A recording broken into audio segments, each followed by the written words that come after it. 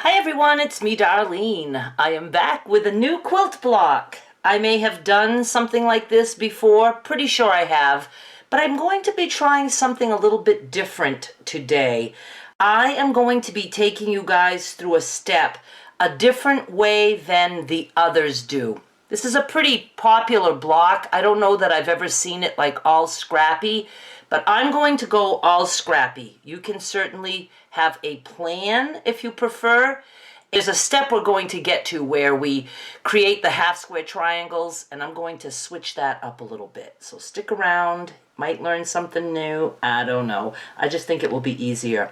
Okay, I am going scrappy. Basically, what you want with this square is a square. You can start with any size you want. If you want to follow what I'm doing, this is a 5-inch square. Each block we make has to have a square in the center. Then we're going to want strips.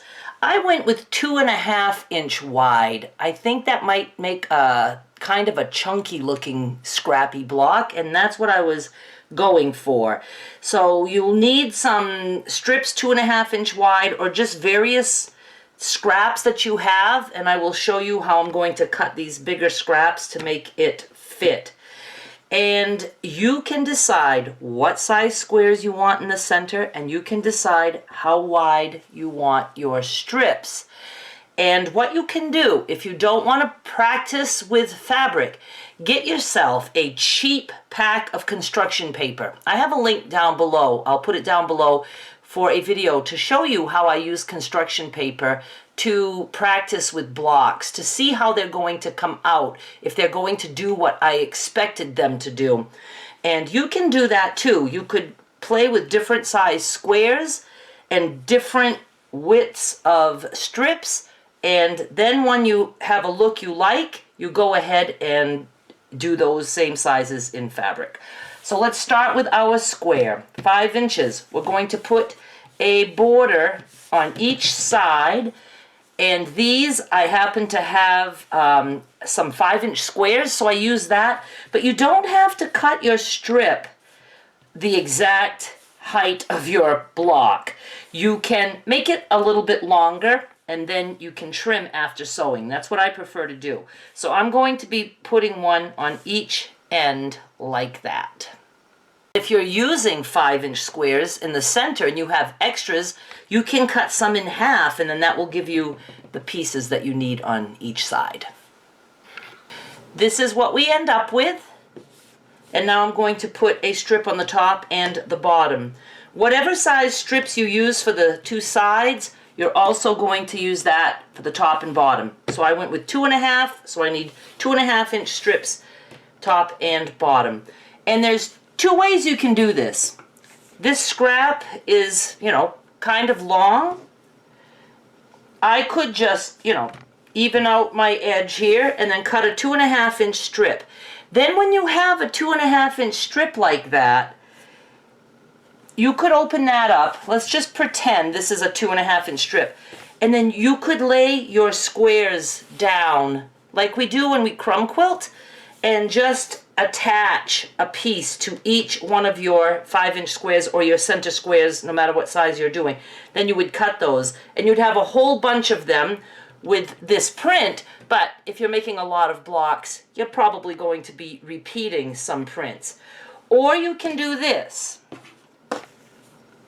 Just get an idea of how wide it has to be, and I like a little overhang so I can trim. And now I'm just going to cut a 2.5-inch strip out of this.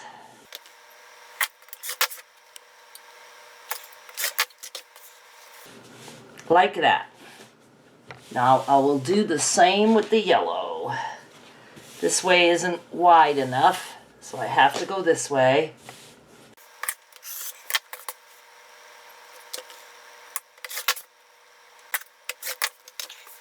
Doesn't matter where I put it. Now let me take that selvage off. Like this and this. because I cut my strips on a generous side, we have some overhang. I like that because then you're sure you've got enough. You know, sometimes we just don't do a perfect job. And then you can just use the edge of these strips to just trim that. And you can even just trim that by hand at the machine. You don't have to do it with your ruler and rotary cutter, but I'm right here, so I'm going to do it. This is the square, and you are going to make a whole bunch of these, as many as you need for whatever size quilt you want to make. And now we are going to turn these squares into half square triangles. Normally, what we do to make it easy is we put two together. We draw a line along the diagonal. We sew 1/4 inch on each side of the line, and then we cut on the line, and then we open, and it gives us two. It gives us one this way, and it gives us one that way. Well, I think with all these little intersections and stuff, I'm not going to do it that way. Also, if you notice, this square would have these two prints touching each other, and this square would have those same two prints touching each other. That's fine and dandy, but the way I'm going to do it is going to allow you to even be scrappier and not have the same look to each block, and I really think easier. So what we're going to do is the old-fashioned way. We are just going to cut these into triangles and sew the triangles together. To make cutting easier, ideally it would be good to have a long enough ruler. My ruler isn't quite long enough, and I cut this way, but I want to show you because the camera's on the wrong side. What you're going to do is you can put your ruler at the point, and then also this point, and also that point. So I know that that's on the diagonal, and then I'm just going to move up to that point and continue. But I'm going to do it this way. I'm just using those points and intersections as my guide. Like that. I also wanted to mention, pay attention to which way you're cutting, because it will give your blocks a different look. I cut this one with the long strip on the top and bottom. You know what I mean, Jelly Bean? As opposed to this way with that short strip in the center.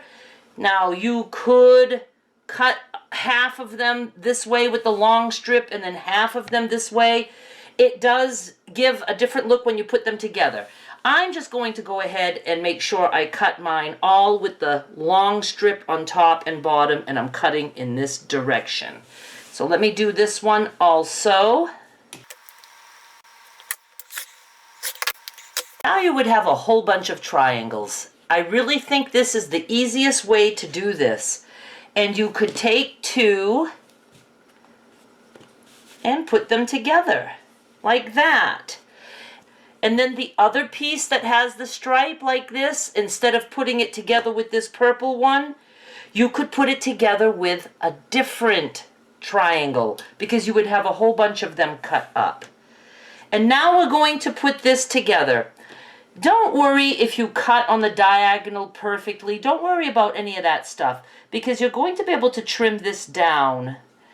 And I'm just going to match this up as best as I can and come in with 1/4 inch seam allowance. And this is what we have. Look at how nice that is. I trimmed this to 8 inches. I didn't show you that on camera, but I'm going to explain it to you. I don't want to put these two together because I might come up with something else with these triangles, so I'm just saving those. But what I did is I knew I could get an 8 inch. You should be able to also because it was very easy to get 8 inches out of this. And you will want to trim them because, again, we don't sew everything exactly perfectly and it's easy to trim.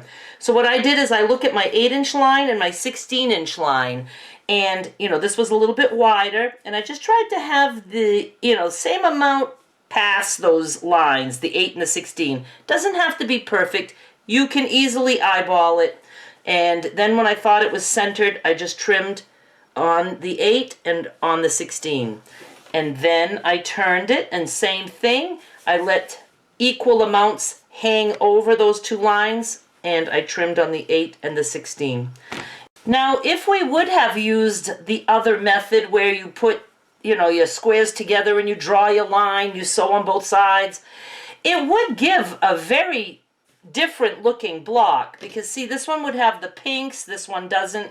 The only thing is that the center has the same two prints, but that's not a big deal. So if you want to try it that way, where you put your blocks together and sew on each side of the line and then cut on the line and open them up, you're more than welcome to do that.